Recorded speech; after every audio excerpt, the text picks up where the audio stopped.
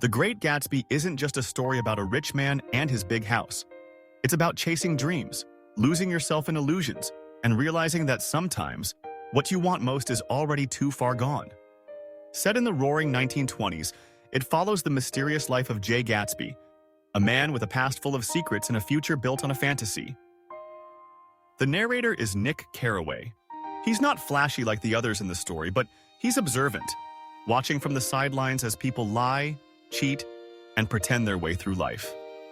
Nick moves to Long Island, renting a small house next to Gatsby's enormous mansion. Every weekend, Gatsby throws massive parties.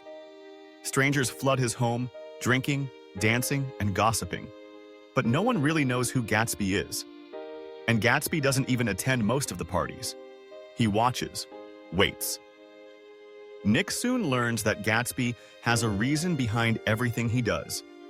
He's in love with Daisy Buchanan, Nick's cousin, and he has been ever since they met 5 years ago. Back then, Gatsby was a poor soldier.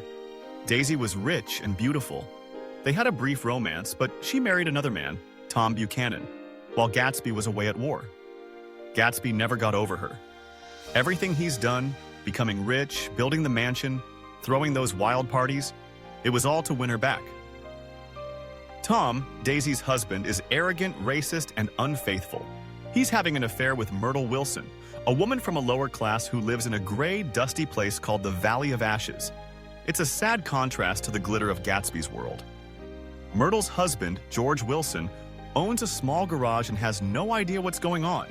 At least, not yet. Gatsby finally reconnects with Daisy, thanks to Nick.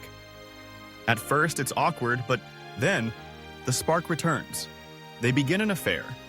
Gatsby truly believes they can go back in time, that Daisy will leave Tom, say she never loved him, and everything will be perfect again. But real life isn't like that.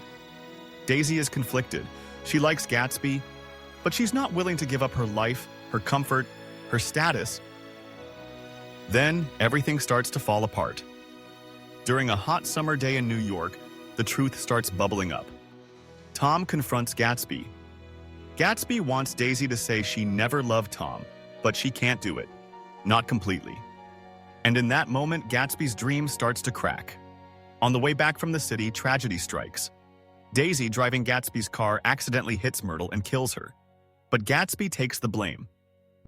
George Wilson, devastated and broken, is told that the yellow car that killed his wife belonged to Gatsby. He believes Gatsby is responsible for the affair and the death.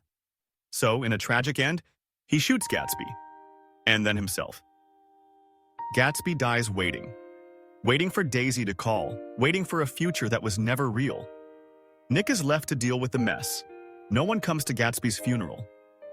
All those people who once filled his house vanish. Only a few show up. Even Daisy stays silent. Nick becomes disillusioned. He realizes that the East Coast, with all its glitter and gold, is empty at its core. People chase money, power, and illusion, but lose themselves along the way. He returns home carrying with him the haunting memory of Gatsby, the man who reached for a dream that was already lost. The green light at the end of Daisy's dock, the one Gatsby stared at night after night, becomes a symbol of hope and of unreachable dreams. Gatsby believed in it. He believed you could recreate the past.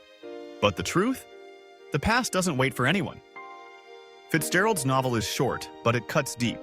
It shows how people wear masks to hide their loneliness, how the American dream can twist into obsession, and how sometimes the ones who dream the biggest fall the hardest. And maybe that's why we still read this story today. Not because of the parties or the romance, but because Gatsby reminds us of something in ourselves, that longing, that chase, that quiet hope that maybe, just maybe, we can turn back time, even when we know we can't.